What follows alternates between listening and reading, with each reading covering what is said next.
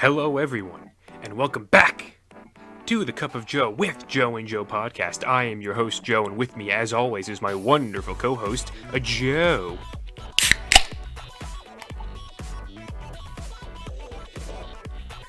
I know what you're thinking. Joe, really? Another beer? But it isn't. I busted out the big guns. What we have here is a La Colombe triple shot draft latte. Because, ladies and gentlemen, I didn't get much sleep last night. You said you're going to break out the big guns, and La Cologne Latte LL. What else was the big guns and was also a double L? Wow, Joe, you think you're fast on your feet, man. That's pretty good. Hell yeah! Unlike actually, very much like Barry Allen, because today it's the part two of the double feature bullshit thing. Remember, we're the only YouTube channel, Joe, that's talking about Zack Snyder's Justice League. Nobody else was willing to sit down for 4 hours and watch a movie, but we did it. No, absolutely nobody else. We're the only channel on YouTube. Algorithm, please blow this up. We'll see. But yeah, I mean, it's a big one. So no more time wasting, Joe. Let's just hop right into this. So last week we talked about the original, the Justice League, if you will, as many people like to call it. The original theatrically released Justice League in 2017. We didn't like it. If I remember correctly, I gave it a 4 out of 10. You gave it a 3.5 out of 10. We thought it was dog shit, doo-doo, no good, no thank you. So, Joe, tell me, how'd you feel about the Snyder Cut?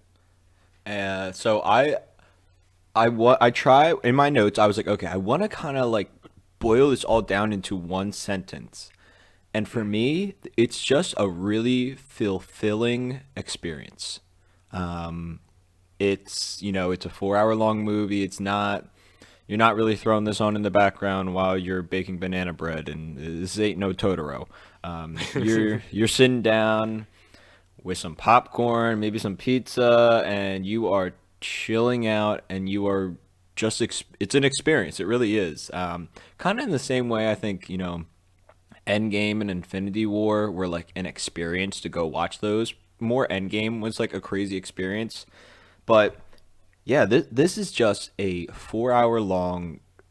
Really, just once the movie's over, you feel good. You're like, I was so nervous. I was gonna waste my time. I was so nervous. I was gonna be so nervous. And it's funny because I'm a pretty optimistic dude. Would you agree? I'd say you're regularly optimistic. And it was just with this, I was not. I was so nervous. I'm like, oh man, this is gonna be 4 hours of my life I'm never gonna get back. But that was not it. It was 4 hours of my life that I think I'm actually going to remember for the rest of my life. Aw, that's so sweet, especially because I was right there with you, doing all of the kissing. Yeah. So this this movie opens up, and it is an immediate, complete tone shift from how the original Justice League opens up with the, and I love how you immediately brought this up when we saw it together, and you were just like, dude, this one didn't open up with that goddamn Snapchat video stuff. And I was just like, oh yeah, in my mind, I completely shoved out that opening because it's such nothingness. It has no bearing on the rest of the Justice League movie. It's just a weird bit of like vertical footage, which is like, why the fuck is this in a movie? And then this one opens up with the death of Superman from Batman v Superman, Dawn of Justice, which you haven't seen, but I mean, it's a pretty baller opening, isn't it? Oh yeah. That was the thing. I was super confused at the beginning. I was like, whoa, like is this like obviously you explained it to me that that this was the end of Batman v Superman, but I had no clue. I was like, whoa, what is happening? I'm like, is this a flashback, or is this like hidden footage that nobody's seen? Like I was so confused. But you explaining that was the end of Batman v Superman made a lot of sense, and it it set it up really well. I always was I've always been 50-50 with like I don't know, movies and TV shows that kind of like it's a little different, but when they're like, "Oh, last time on Dragon Ball Z or Gilmore Girls," or like a movie sequel, like I think maybe one of the Harry Potters did it where they show like the first no, Rocky does it as well. Rocky does it where It always comes back to Rocky on this channel, doesn't it, yes, Joe? yes it does. No, this is in every sequel of Rocky, pretty much every sequel. But man, when we get to like Rocky 5, it gets a little iffy. But 1 through 4, the first 5 to 10 minutes are the last 5 to 10 minutes of the last movie. And I always was like 50-50 about it, but with this, I think it is definitely necessary and a big tone setter. And it helps everything that Zack Snyder worked on in this universe feel way more connected because you have seen Man of Steel, right? Correct. Yeah. Okay. So in Man of Steel, like that was his first venture into this. That was like the kicking off of the DCEU and all that sort of stuff. And that was Snyder's first film. And then beginning of Batman v Superman is Batman or what you call it, Bruce Wayne running into Metropolis like on the phone with people like in his at his like place of employment, his like Wayne Tower, whatever it is, and he's like telling them like get out of this city, and it's from Bruce Wayne's perspective on the street. The fight between Superman and Zod at the end of that movie, so you see all the buildings crashing down, the lasers going around, and the carnage of like these two superpowered beings fighting in a like metropolitan area. So that Man of Steel flows directly into Batman v Superman, and now Batman v Superman flows directly into Justice League. So it's a really cool kind of like it's almost like a trilogy that he's made. I mean, it is because it's 3 movies, even though I don't think it was intended to be like this, but it just creates a nice flow. So it's like already you're in it, and you're like, okay, whether you were on board or not, it's like we're going in, lads. Like this is it. This is another Snyder movie sort of a thing, and we're entering like full force. Also, like just up top, full spoilers. Like there's not going to be a non-spoiler section of this. Go see it, or if you don't care, just listen to us ramble. It's 4 hours. Who has the time for that? Us, apparently. All right, so big things up top that I want to talk about real quick. The color grading of this film, the aspect ratio, and just like the overall tone down of like the humorous tone back to like just the more grounded ish kind of a thing. Even though it still has jokes in this one, but they work so much better because they're not brunch. But do you have something to say about brunch, Joe? I am. Dude, is that the one that we? No, no. We both said that wasn't going to be in there, but we thought that I thought just to be devil's advocate that the thirst joke was going to be in The there. thirsty joke was going to still be in there. Luckily, neither of them are in there. Oh, As a thank matter of fact, God. most of the jokes we hate aren't in there. And apparently that's what everyone else is like. They're like, yeah, most of the jokes that nobody likes is in here, which I'm like, thank the Lord. Like that's just that. Oh, thank God. But yeah, also, what'd you think of the like the aspect ratio being like 4:3 or whatever the heck it was? So I said this to you right after we finished watching that for the first 5 minutes I was like, that's a little weird, and then I completely forgot about it. Yeah, same here. Like I might have like I don't know if I was like looking at something at the side of the frame, I might have noticed it, but also it wasn't like I didn't like take me out of the movie. It was like, oh look at that, there's black bars, and then I went back to watching the rest of the movie because it looked pretty good, and that's something else that like I said up top there with the color grading, especially we're just gonna jump all over the place. Like there's not really that much of an order to this, but especially in the final like 45 minutes to an hour, the final fight that takes place in that Russian nuclear facility.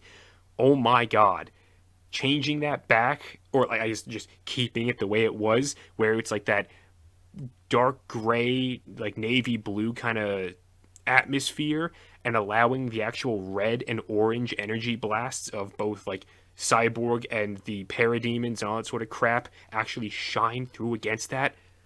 Oh my god, I can't believe no one realized how stupid that would look if everything was orange. Then you wouldn't be able to see anything against the orange. Yeah, that's one of the first notes I have is that visually everything it just looks a lot better. Whether that's even the way the characters look, and like you said, the color grading is great. And it even though it's not visuals, but the soundtrack I think also was phenomenal and added, or at least the score, however technical you want to get with it. Yeah. The music in the film really just livened it and made some of the scenes even better than they could have been. So yeah, color grading, soundtrack, everything just looked so great. And the one other thing that I was thinking about is that even with this film, even though this is a superhero film, um, just I feel like you could not. Maybe I'm wrong, but I feel like a lot of times superhero movies either get positive reviews or, maybe they're given the benefit of the doubt just because they're a superhero movie. There's people who see them are going to like superheroes and stuff like that and be biased. But for this thing, like, this thing is just a full on, just interesting story. Like, the fact that they're superheroes, um, to me, wasn't the main driving point. It was more their personalities, their characters, and their humanity that made it more interesting. Well, that is interesting because, like, for the most people I know, wouldn't consider superhero movies to have, very interesting or like attention grabbing plots that would really hold you unless they're wearing spandex or something like that or Hmm. dressed like a bat. Um, but yeah, that is interesting, and I think uh, obviously the original cut wouldn't have done that because there's not really that great of a story or Yeah. character development going on in there, which brings me to the character development of most of the characters in this Mm. now, which is so much better and Wow. way more fleshed out. Yes. Like, you want to talk Yes. about Yes. what should we call it? Let's talk about first the three background Justice League characters in the first one, which is like Aquaman, Cyborg, and Flash. Like, the amount of development they get in this movie, it's so much better. Yeah. Yeah. That's another note that I have here is that I actually cared about the characters, the heroes, and the villains in this. Um, and yeah, the just doing a little bit of background or character development really it makes a difference. I mean, we talked about Flash's character development and background, and that's one of the first one. I think it is the first one you get, and it's it's just so much better than brunch. Yeah, what's better than brunch? Resume. It's Resume. not it's not that funny. It's not that funny, No, but the fact that we it's played it over and over again, it just got so fucking funny. For context, for anyone who thinks we're losing our goddamn minds, we went back because I couldn't. Here's the thing: the Flash has like a burger joint in continuity that they like to go to because he burns a lot of calories, he needs to eat a lot, blah blah blah. It's explained in the movie, whatever. And so like in the TV show and in the comics, I'm pretty sure it's called like Big Belly Burger or something like that. And so in the scene where we're introduced to the Flash, shush, I need to get there. In the scene that we're introduced to the Flash, there is a man driving like a big semi truck and he's carrying whatever, but so he's chomping down on a burger and it's got one of those like, paper holders on it that has a logo on it and a company name. And so I keep telling Joe, like after we watch it, I'm like, okay, go back to that and we'll just keep pausing it until I frame can by see frame. frame by frame. We got to go frame by frame, which is a little difficult on a PlayStation. There might be an easy way, but we're idiots. So we just keep missing it, and I'm like, okay, go back. And so it just always goes back, and it only goes back by like 10 seconds or whatever. So it's like every time, all right, pause, go back. Resume, and then continues on, and then pause. No, we missed it again. Go back. Yes, resume from the French. Jesus Christ, go back. Resume. I'm like, Jesus fucking Christ. Oh my He god, just that's kept so saying funny. resume in the friggin' French accent. I wonder if that influenced my my French voice that I put on for the rest of the night. That I probably think that subconsciously. probably is where it came from. Yeah, and Joe, when I went to go see the other homies, I continued to be French, and I was talking about baguettes and stuff like that, and I was just like, "Oh my god!" It's just a meme within the friend group now. But I believe we have Ezra Miller's Flash to thank for that glorious, terrible French accent that I do. Um, why was I talking about this? Oh yeah, just resume because I was explaining that shit. But also that scene where we're first introduced to the Flash, and we get a little bit more context and like stuff about it. Like his humor is better, even if it was partially influenced by the fact that we kept playing the same goddamn line over and over again. And then also seeing the Speed Force in this movie, there are three distinct instances where I think it looks it's incredible. And this is the first one where you see him and he's in the pet store and he's looking at Iris, or presumably Iris, and they're making the goo goo eyes at each other. Also, Iris, what the fuck are you doing? Put your eyes on the road. Jesus. You could have a whole safety thing with this. Also, semi truck driver guy, don't go for the like pull over, pick up your burger, then carry on. You're driving a very large truck in an urban environment. What the fuck are you doing? Anyway, so he's trying to pick up a burger. She's making goo goo eyes at Ezra Miller's Flash, and then bada bing, bada boom. There is chaos. There's a car crash, and Barry sees this, and he's like, "Uh-oh!" And the song starts playing, and then you just see his feet turn, and then the shoes disintegrate, and I'm like, "Oh shit! I think we're in for something really cool here." And then he puts his finger through the glass, and it ripples like water before shattering into a bajillion pieces. And then he comes over, and then the asphalt ripples under his feet, and I'm like, "Oh my god, this is sick!" And then he kind of looks at Iris and he moves the hair, and we were both a little worried at this point. We're like, what is he gonna do? Oh yeah. What's gonna happen here? And he just kind of he doesn't really do anything. Like some people I've heard are like creeped out because they think he's like caressing her or something. I'm like, he moves a strand of hair out of her face, and then he slowly like maneuvers her so that she can like land on the ground, which he has to do slowly because we've seen what happens when he touches shit when he's fast. It fucking disintegrates. And then the hot dog. Joe, explain your thought process, what you thought, like where you thought this was going to where it actually ended up going. It's this beautiful, intense scene with this beautiful music. He's staring into her eyes and like moving the hair out of her face, and then just perfect eye contact, and then all you see is his eyes just swing over to the hot dog, and I'm like, oh god, no, please no. I'm like, this is I didn't even know where it's going. I'm like, oh god, this is it. This is where it all goes downhill. I thought we were in the clear from the bad comedy, but it's coming back. And he reaches out.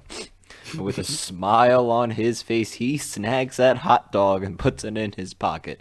And I was like, oh my god, if that is like comedy, like, oh, let me get one of those for later. I'm like, that is both the dumbest and somewhat funniest thing ever. And I was like, oh, bye. That's going to be a big talking point after this. But he's actually a smart motherfucker. Yes! Yes! I was so happy.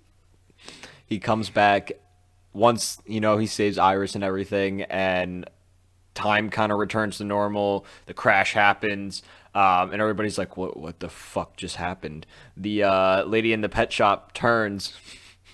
You see him in like the playpen with all the dogs, and he's like, oh my god, what happened? Pretty crazy. And then he busts out the hot dog. He's like, yeah, I like to keep a meat stick on me, so if things get pretty crazy, it helps keep the dogs calm. And you like jumped out of your seat, and you're like, what a smart man. And I'm like, god damn, I just got got. Yes! It's one of those where I was like, all right, boys, you got me. Round of applause. That was pretty good. I liked that. It made me so happy because I was just like, okay, we finally got a scene of the Flash using his powers and looking like one cool motherfucker. And then we also got the chance to see, hey, I know he's kind of a quirky and like goofball kind of dude, but also he's really smart and his brain moves pretty fast. So he sees this hot dog and he's just like, oh, this will be a clever thing. And so he grabs hot dog, goes in, and it's a meat snack for the dogs. And I'm just like, okay, already I have so much more faith in the way that they're treating these characters. So like the Flash gets that. The other two Speed Force instances, it actually like there's the beginning, which happens with the scene that we just talked about. In the middle of the movie, when they're fighting against Steppenwolf for the first time in like the underground watery area, like before Aquaman comes to meet them all, there's the scene where they're getting everyone out of that. Like they've gotten everyone out, and then all of a sudden, like part of the building above them explodes outwards, like from Steppenwolf inside swinging around his big old axe, and then rubble starts falling down, and Barry's like, "Oh, I got this," and then.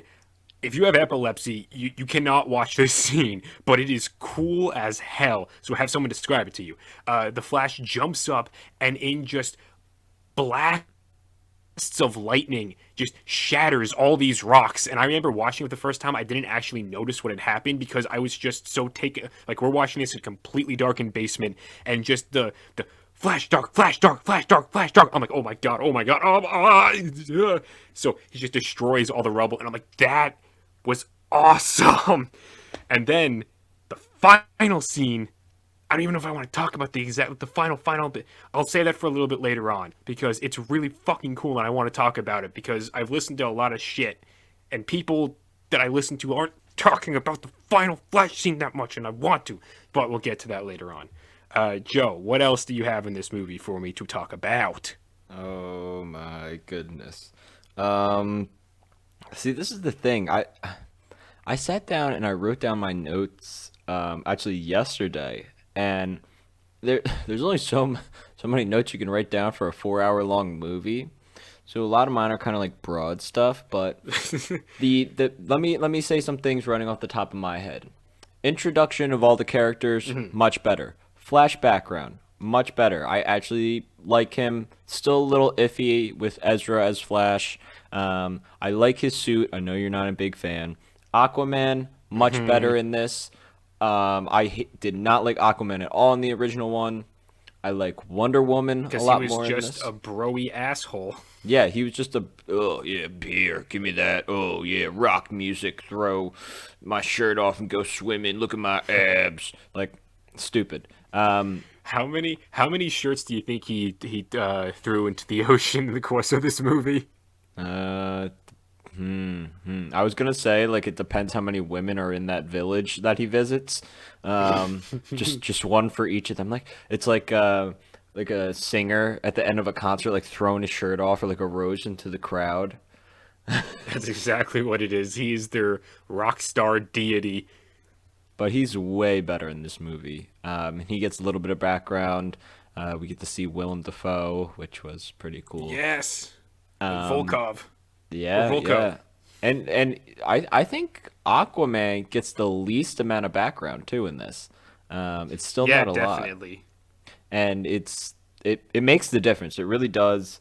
Um, Wonder Woman is even better than she was in the original because I liked her a decent amount in the original, but now I really like her. She definitely has the leadership role in the Justice League, um, and she definitely owns it. I like Batman. I like Ben Affleck as Bruce Wayne a lot more because in the last one I kept saying like he kind of just was like, "Hey, I'm in charge. Everybody listen to me. I know what I'm doing." While in this one he's kind of like, "Hey, I'm just like I'm trying to like make a group. You guys want to like hang out and like brainstorm with some stuff." Um, which is so much better. Like he's not a arrogant asshole. He's not an insufferable dick. Yeah, it's nice when Batman isn't like that for once. Like the modern era of Batman, he's always just like, nah, I work alone. And in this one, he's just like, I fucked up last time. I'm sorry. I'm trying to make it better. So let's try and do that this time. Yeah, he was a And lot more it humble. helps. Yes, definitely. Especially because like I don't know, it just seems like he realized, all these people have powers that are significantly like overpowering to me. Whereas, I took on the most powerful character in the last movie, but also I was an asshole in the last movie. So maybe I don't do that, and I recognize that everyone kind of has a purpose, which everyone in this movie thankfully does, which is great. So that's awesome. What about Cyborg, who I think Snyder himself has called the heart and soul of this movie? Yeah, Cyborg is way better. Although Cyborg's still like kind of like that, moody kid. Like like yeah, he's kind of edgy a little bit. It's not a phase, Mom. But they actually give the reason why he's edgy. Like you actually see like all the shit he went through, um, and like it makes much more sense now. And I like Cyborg a lot. He I would say I don't know if he is my favorite character out of all of them. I would say he's up there. He's up there. I don't know who I would pick as my favorite, but he's definitely one of my favorites. And yeah, he played a way bigger role in this movie compared to the original version. The original one, he has like 5 lines. Yeah, it's mind-boggling. Like thinking about the original and all the stuff that they either reshot or just cut out completely, and like the way that they re-edited everything. I'm like, it boggles my mind how much different it is, and just how much stuff they were like, nah, this isn't necessary for anything. And they just like shoved it aside. Like the Flash in this movie is, or in the Justice League movie, all he did was push that truck of the Russian family, and then he was like Dostoevsky, and then just runs away. And you're like, oh, okay. And then in this movie, he is the savior of the universe. But again, that's at the end. But it's like, whoa. And then Cyborg in Justice League, maybe 3 minutes of screen time total. That's probably about it. And then in this movie, he's got so much to do with, like, you learn about, like, you see his backstory about the football game that he was at with his mom, and the car crash they were in that led to his mother's death, and his, like, I don't even, like, I almost like his crippling. It's so much more than he's lost half of his body. Like, it's not there anymore, and he is going to die. And then you see his father restore him with the mother box, which is also something cool in this movie because you get to see like the design being created on him, and then also the design of the parademons in this movie are also way more robotic and similar to Cyborg, which makes sense because they're all like children of apocalypse and like the mother boxes technology and stuff like that. So I'm like, whoa, that makes so much sense. Oh, it's so good. And then you get to see whatchamacallit, the like his inner workings, and like you kind of have like a little scene where you kind of figure out how all of his stuff works, and it's way better. Joe, what do you think about this movie being rated R? Yeah, that was something else that I had written down as well. um I think it is fine because they don't really utilize it for too much. I think they say the F word once or twice in it. There's a couple splurts of blood, which they weren't allowed to do in a PG-13. Um, but other than that, it's like, I mean, you can have this same exact kind of tone in a PG-13 movie, and it's like the fact that it's rated R. I think it's cool because it like frees it up to do things like say the F word if it wants to, even though like the couple of times I'd said it, it wasn't really like hell yeah. It was just sort of like okay. And then also like the splurts of blood, where I guess just a little bit more to be like yeah, brutality. But I mean, if it was PG-13, I don't think it would be that big of a deal. The fact that it's all like pretty much like a streaming only thing, and they don't have to worry about like parents bringing their younger kids to this and like seeing that's rated R and being like, oh, I'm not gonna do this, is probably one of the only reasons that it's allowed to be rated R. But then again, the fact that it's like only on the streaming service is a lot of the reasons as to why it's only happening at all. So I think it's cool. I think it's great that it's allowed to be, but honestly, I don't think it really impacts it all that much. It does allow Wonder Woman to blow up some people. That is true. She completely eviscerates a man in the beginning. Like, he's reloading, and you're so fast. You could just like run over and just punch him in the face. But she full on Zeus braces this man, and the building explodes. Hat comes slowly floating down. It just floats gently down, unlike all the bricks that were rained down on the police force in London. This is fine. And then a little girl who looks very scared after this is all like, oh no. And then Diana's like, oh, what's wrong, princess? And then the little girl who I thought was going to be like, oh, you just killed that man. But instead she was like, when I grow up, can I be like you? And Diana's like, oh, you can be whatever you want. And I'm like, this girl seems a little broken inside. Also, she can't be like Diana. She's not a demigod. Facts.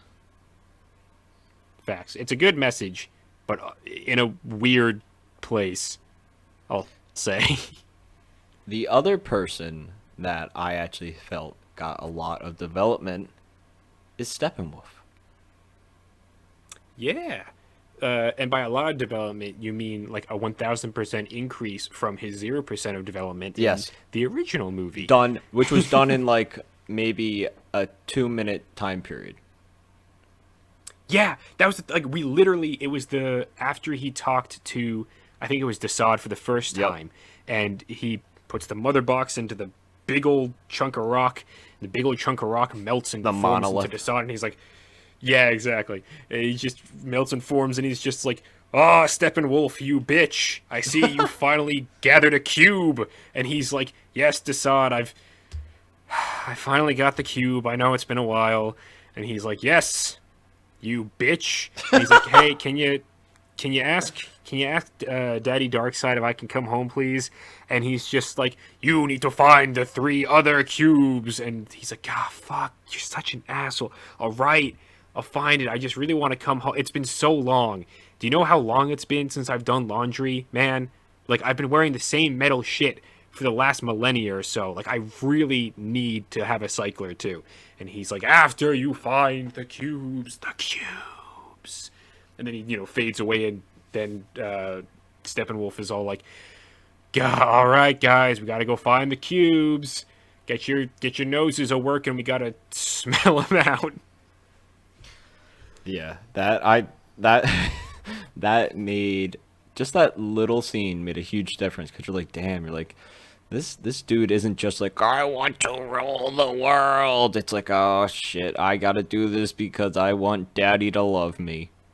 Yeah, exactly. It's not an I want to rule the world. It's I want to assimilate this world so I can get back into the good graces of the guy above me, which is like, okay, it's like not Understandable? entirely. Yeah, it's yeah, in a way, it's more understandable because like there's an actual goal that he wants to obtain, and it's a little more, I guess, original.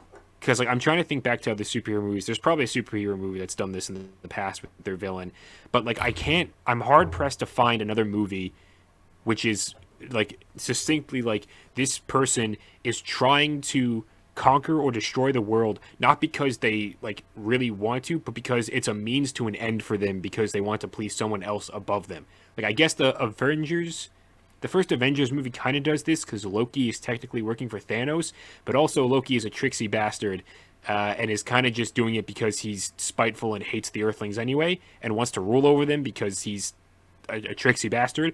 So, yeah, this is the first one where it's kind of like the villain of this movie is like he's a bitch, and you can see that, especially when Darkseid comes out for the first time in the Rock or the Monolith, as you say. I prefer Rock; it's funnier that way. And then he's like, "Oh shit!" And then his armor just strips down off of him, and he's just like, "I am nude before you, Darkseid." And I'm just like, "Huh, interesting." Like the power dynamic between Steppenwolf and Darkseid, it's like he's so much higher than him. It's insane. It's almost like a Vegeta to Frieza kind of Big time. relationship That's they a got going on very, there. very good one. Yeah, definitely. That's a good analogy. And with Steppenwolf, like even obviously everybody talks about how much better Steppenwolf looks in this, and he does. He looks so much better. We went from the PS2 to the PS5, baby. Yeah, big jump. And I like that scene of how his armor kind of disappears and you actually see what his skin looks like. I thought that was awesome. We actually get to see Darkseid in this movie, and I think Darkseid looked pretty cool. Yes. Yes. And he's actually, I guess, the head honcho villain in this movie, even though he doesn't do like a lot of like the fighting and stuff like that. He's kind of like behind the scenes, controlling everything, making the plans. Because we find out that Making my plans downtown, walking fast. Looks like I'm gonna destroy your planet. anti-life. Very true. The anti-life equation you- has been found on Earth. The anti-life equation has been found on Earth. Apparently, he forgot it was there. I don't know. That's like That- one of the only things that I'm unclear Yeah. about. Yeah, yeah. Like you kind of see him. What is it when he came? What was it when they showed the flashback and it's like him fighting the Amazons, the people of Earth, and then The Atlanteans and the Atlanteans. Earthlings and the one Green Lantern. That's all you get. You get him for 30 seconds and then he's fucking murked by Darkseid. That's it. But yeah, you kind of see that the anti-life equation's there, and then did he forget about it? Did he lose track of what planet it was on? He's like, oh, where did I put my keys? Yeah, I mean, he did get bodied like really fucking hard by Ares, who like embedded an axe in his collarbone.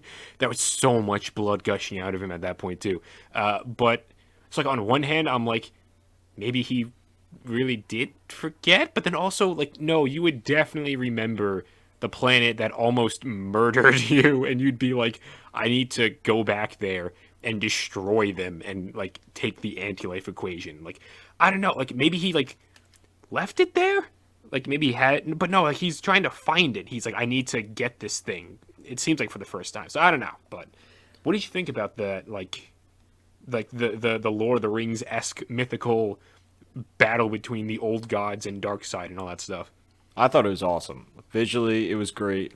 I think it added even more background to Wonder Woman and Aquaman's character and just the relationship. Gives you a better idea of why Darkseid is. You know, a lot of times you see an evil character and everybody is scared of him, and it's like, but why? Is it just because he looks scary? Like, that scene lets you know why Darkseid is feared, and why he's, and why he wants Steppenwolf to all kill these motherfuckers. Like he's like, they fucked me up last time. Go get 'em, son. But yeah, I liked it. I thought it was great. And the other thing I wanted to ask that I wanted to bring up is the fact that in the last movie, Superman is like a big old crutch. Like he's like, I'm trying to think of this other literary analogy where it's like, oh, like let me just pull the answer out of my back pocket. And Deus Ex Machina. thank you. And that was Yep. Superman in the last movie. He was like, oh, bring him back. He kills. He just wins. He beats everybody up. Yay, we win. Go home.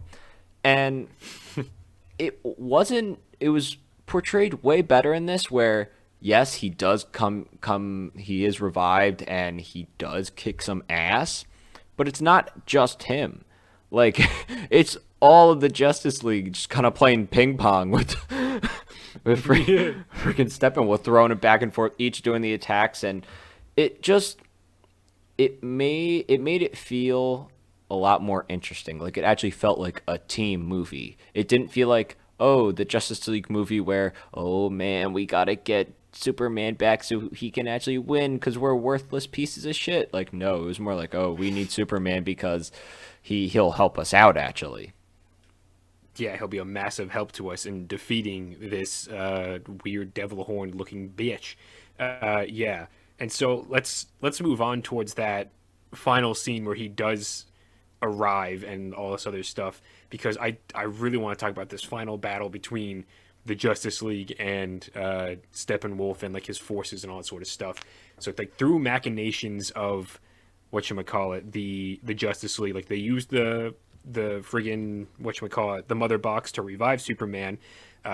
Almost exactly the same as in the Justice League, but in this one, not only does Cyborg see a flash of the future that's like the apocalyptic shit that you see both in Batman v Superman and at the end of this movie, which we'll probably talk about soon as well. But you also see it hints towards what Flash can actually do if he runs fast enough, which is as he starts running to generate the electricity to boot up the mother box to wake up Superman, he like does the jump to go and touch it, and the box already splashed into the water. And I remember seeing that and being like, oh, because in the last movie, like in Justice League, it was a critical point. It was like you have to touch it at the same exact time it touches the water, otherwise it won't work. And I was like, okay, like I didn't really think about that much. In this one, it didn't matter, but like I guess I remembered it. So I was thinking, and I'm like, why is it entering the water now? And then, as the Flash approaches it, because he's going near light speed, it starts to rise back up. And I remember looking to you, and I was like, what the fuck is going on? And it didn't hit me that he was, like, making time reverse. And I was like, whoa, that's sick! And so Superman comes back, blah, blah, blah. They have the fight scene and all that sort of stuff. And then, Lois comes in, and she's like, oh, hey, Superman, let's go to the friggin' farm or whatever. That stuff is still, I think, a little awkward, but, Yes, I mean, it's yes, definitely a little weird. fine. Yeah, Yeah. it's in a 4-hour movie. It's fine. Yeah, that's probably like one of my least favorite things still.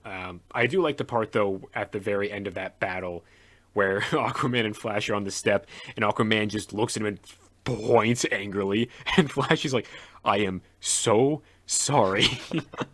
Yeah, That that was that was pretty a good. nice little addition. That was good. See that, like I said, the comedy is, I'd say, few and far between, but when it is there, it's pretty good. Like it's not It gonna have you laughing your ass off, but it fits the situation that it actually arrives in.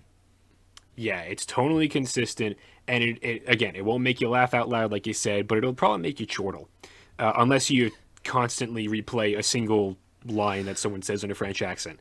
Um, we should find the. No, I'm not even going to say it because I don't want to look up timestamps in this 4 hour long movie. So then after like, Superman comes back and Lois Lane is all like, "Oh, hey, we're back at the Kent farm. Also, I brought your mother along." I love the scene of Superman's mother coming back and being like, "Is it really you?" And he's like, "Yeah, Ma, it's me." And she just embraces him, and I'm like, "Ah, family." Um, insert Vin Diesel. It's about family. Anyway, Superman goes off because he's like, "All right, they brought me back for a reason. I'm gonna figure it out." And it leads to another one of my personal favorite scenes. Joe, do you want to talk about this scene? No. All right. Are you throwing it back to me, or are you doing a bit? I'm really unsure. Oh, I threw it back. Oh, Throw okay. it back now, Okay. y'all. Up this Okay. time. We're gonna get copyright infringement, Joe. You're too close. Too close to the original. Anyway, Superman goes off back to the Kryptonian ship that, he was rebirthed in. And while he's there, you hear voiceover from both his Kryptonian biological father and his adopted Earth father.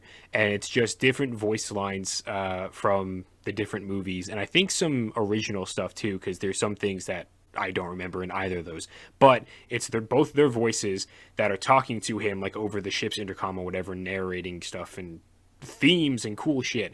And you see all the pods open up and it's just a bunch of different suits. And I walked up to the TV and like squat in front of it and I was looking and I was just like, ooh, what's in here? What's in here? I was looking for any different like little Easter egg stuff.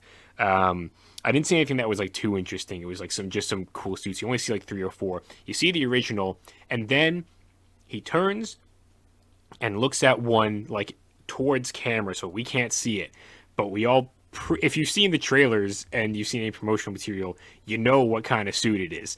And so the music is swelling, and the narration lines have come to a head. And I think it's Pa Kent who's just like, "It's time, son, fly." And you just see in a beautiful homage to Man of Steel when he first takes flight, he comes out in the black suit and does the same thing, like fist on the ground, the rocks start levitating, and then he launches himself up into space, and then he absorbs the sunlight, and I'm just like, yeah!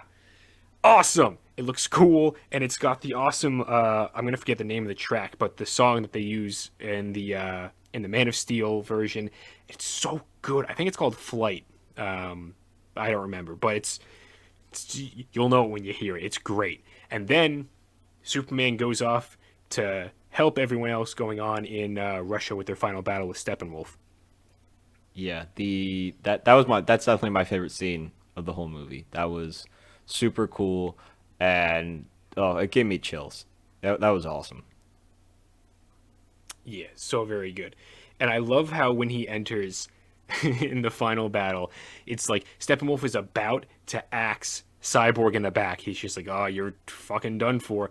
And then Superman just lands. The axe hits him same way that Ares' axe hits Darkseid, and then he's just like not impressed. And I was like, this is kind of a meme, but I think I'm okay with it.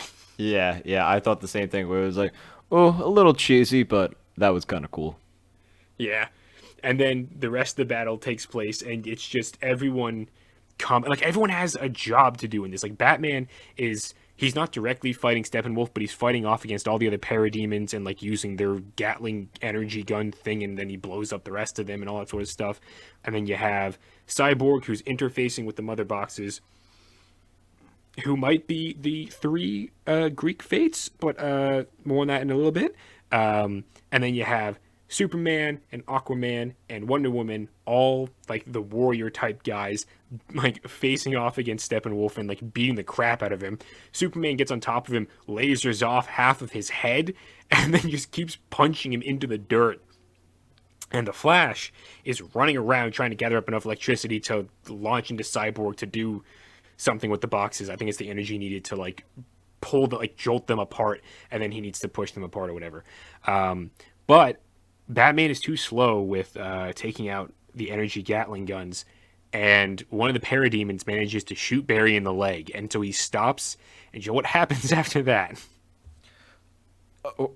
I thought we were going to Flashpoint, baby. I really thought it was gonna happen, man. Like, there's so many. I feel like a lot of this movie was like, okay, what comic story are they gonna go down into? So yeah, he gets shot in the leg, and everybody's like, who was it that? Oh, I think it's Cyborg. Cyborg's like, are you okay? He's like, oh, I'm fine. 'Tis but a flesh wound. Oh my goodness, I'm trying to remember what happens after that. Does Well, they lose. Yeah, I was about to say the unity happens, right? Yeah, the unity happens because Barry doesn't heal fast enough, and then Cyborg's just like, "We're out of time," and then the thing just explodes. Oh yeah, and the explosion looks sick.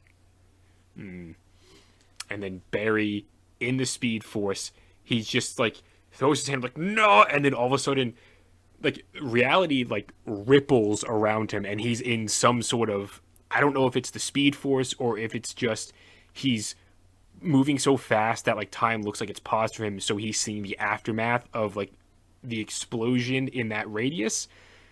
But he manages to heal up his leg, and this is the scene that I was talking about, the final awesome Flash Gotta go fast. scene.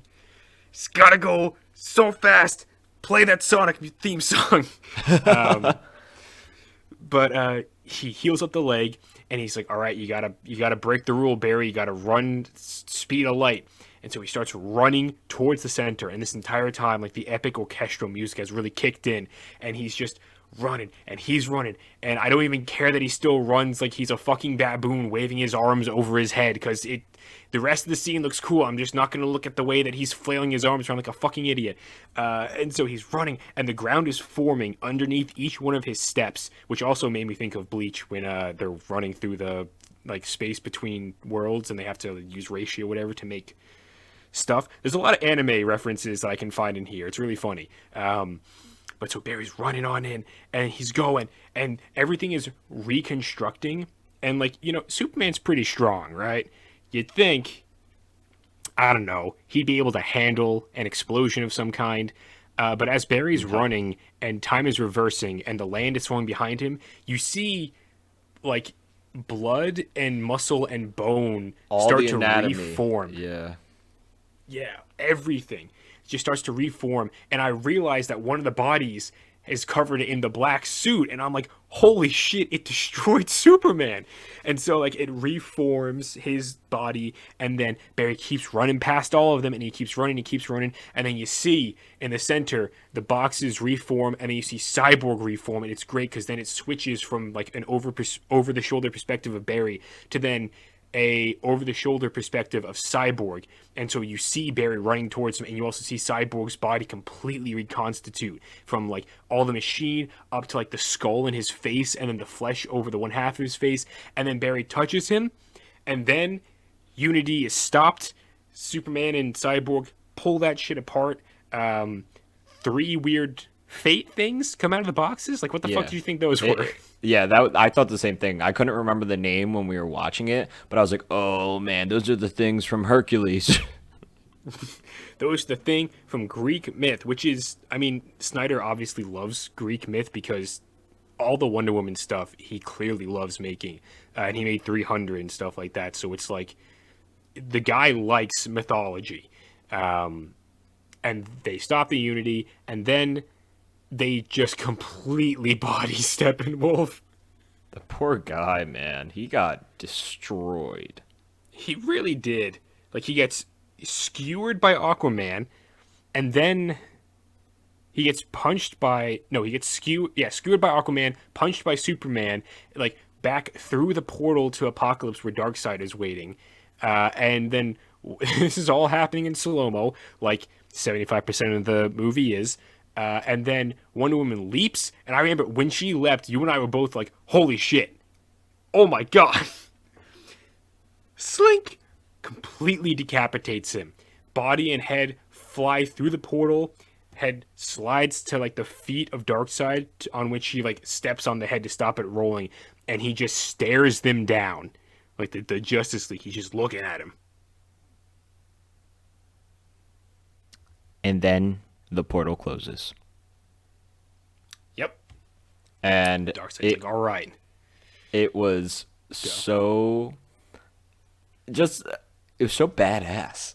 Like it was a perfect level of like it was perfectly warranted dramatic like a dramatic scene. Like this bad guy that they've been trying to defeat this whole movie gets absolutely obliterated.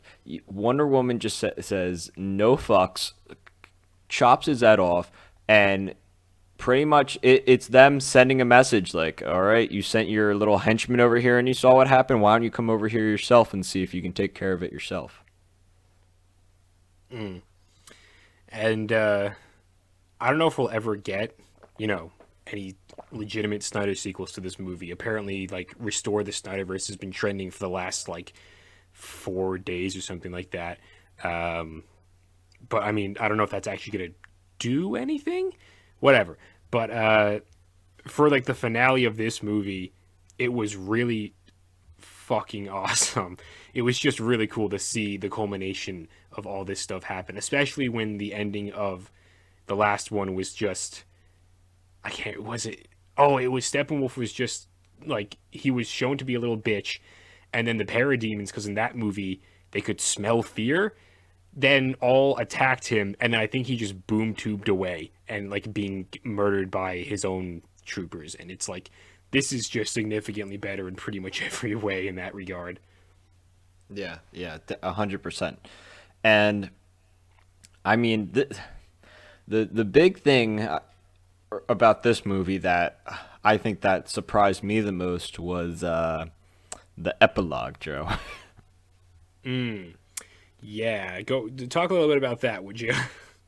So one thing we didn't mention about this movie is broken down into parts where like after I don't know maybe 20 30 minutes it was like okay part one and then it would give you a title part two whatever. It was actually pretty cool. It didn't bother either of us at all. But the last part was the epilogue. And well, we also there's Martian Manhunter is in this movie. He Mm, pretends to be Clark's mom and talks to Lois. We see him. His design's pretty cool. And then it looks a little whack, but yeah, I do it's the head. The head looks mostly a little like it. weird. Yeah, I think a lot of it, like it looks like a CGI character from like a CW show to me. Like it wasn't quite worked on long enough. But I don't know. Like it was cool to see him though. Yeah, yeah. And so he visits Bruce Wayne and lets him know like, hey, like there's some other big boys out there too. Like we got to be prepared. Like I'm gonna keep in touch with you. Like and man, we should be friends. And Bruce is like, all right, man, I'm tired. I want to go back to bed. He really does look like that, doesn't he? Yeah, he's really like, oh my god, another freaking alien. Like, please tell me this Ah, guy's I just chill. fucking dealt with all of this shit. I just want to sleep. So it was cool seeing Martian Manhunter, and I hope we get more of him. But in this epilogue, man, I guess it's a dream that Bruce is having, but we're in a apocalyptic world. What you say? Yeah, I definitely say. An apocalyptic world. Batman's in his like desert get up. I don't even know what the hell you would call it with the goggles and the jacket. Um, and we got like Future Flash. We have Mira being all angry. Um, who else was there? Cyborg and Deathstroke, and then the other. Oh, yes, Cyborg, Deathstroke, and then we see Jared Leto's Joker, which I completely forgot was in this movie until the very end. I was like, oh crap! Like, when is he gonna pop up? Um, and yeah, I don't know what to think of this. It's like they referenced a lot of comic stuff, but it's almost like okay, you reference all this stuff, but which road are you gonna go down? Yeah, it's it's weird because for the most obvious thing is injustice. Like Mm-hmm. it's very much injustice. It's referenced. They never say it outright, but it's heavily implied that Lois Lane is dead, Yep. and because of that, like Superman's kind of gone off the deep end, and Which would insinuate the caused injustice story, but then yeah.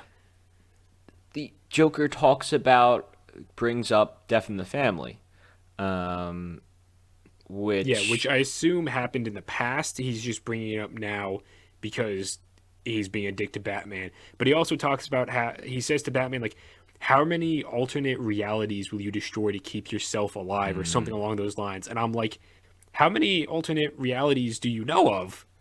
Question mark. yeah, I'm like that's like the first mention of it, and I'm like, is that gonna play a role? Like, how does he know about that? Um, and also just actually Jared Leto's Joker was I enjoyed it in this. I had no complaints about him at all. I know a lot of people don't like him at all, even though we barely see anything of him in any of the movies he's in. But I thought in this he was kind of cool. Um, but yeah, it's weird. I don't know. It like obviously this is just kind of like a special thing, but I don't know where they were planning on going with this. Injustice seems what makes sense, but at the same time, it's all a little weird. Where it's like, I thought I had an idea where this was going, and now I have no clue. Yeah, exactly. Which it's cool. I hope some of this stuff gets picked up and like Yes. put into future things. I wouldn't be surprised if it doesn't though. And it's Yeah. just kind of like its own little. It's like we're leaving it open, but also like this is the end of the Snyder trilogy, if you will, of his DC movies. Which, you know, being I'm like a mediocre fan of Man of Steel, and then Batman v Superman I dislike, and then this movie I enjoy, and I'm just like, yeah, if it ended here, that wouldn't be the worst thing. It was cool that he got to do it though, like the 4 hour Snyder cut epic put out onto HBO Max for all of you who would not shut the fuck up about it on Twitter. We both gave this a 7.5, correct, when we talked about it? I believe so. Yes. I think I gave it an 8 immediately afterwards, but I was also tentative on that because I wanted to give it some time to breathe. And after giving it time to breathe, like again, I've seen it once since we watched it together.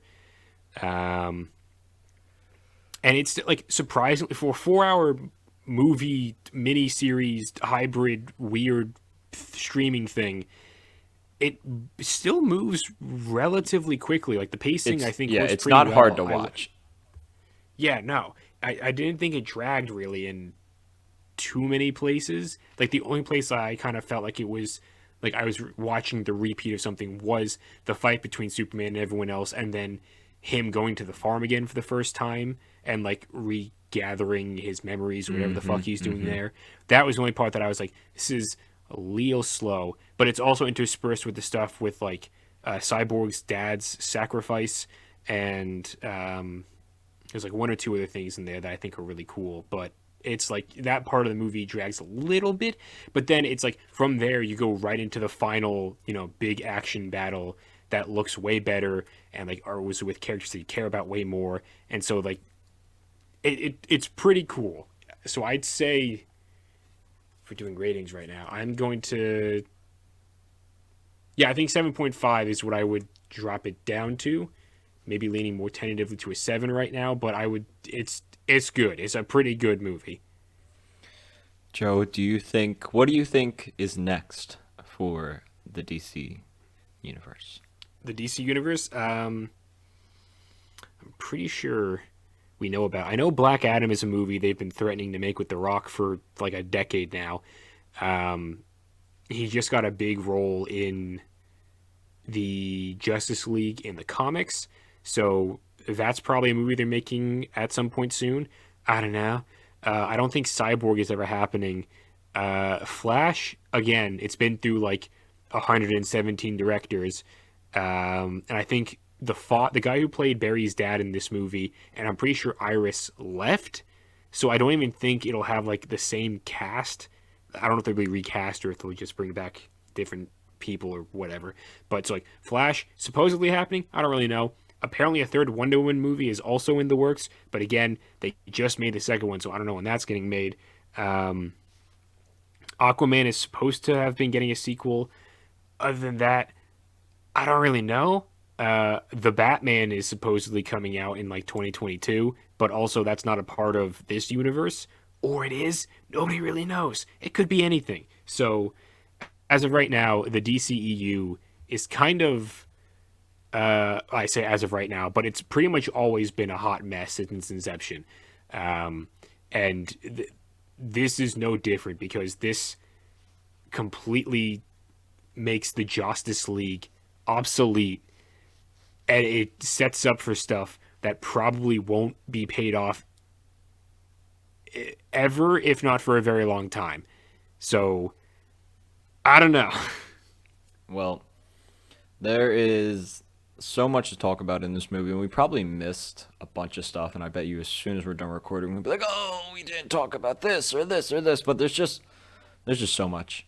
There's so much. And again, I was lying when I said we were the only YouTube channel that was going to talk about. Don't hate me. Don't hate me. There are just one or two other channels. Maybe It's three. really hard. Maybe 3. Well, when we put this up, it'll be 3. But maybe 3.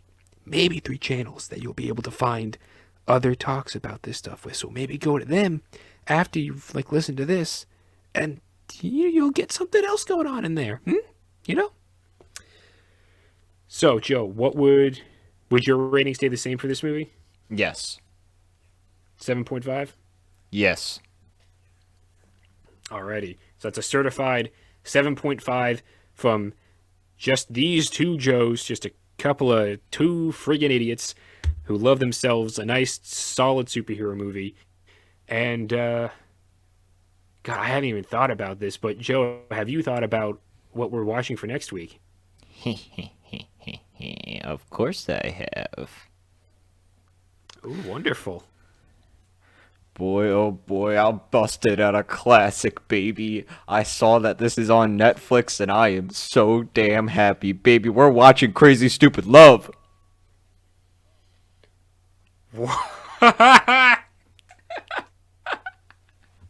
Which one? Wait, which one is that? The one with the Blade Runner boy Ryan Gosling? Yeah, it is.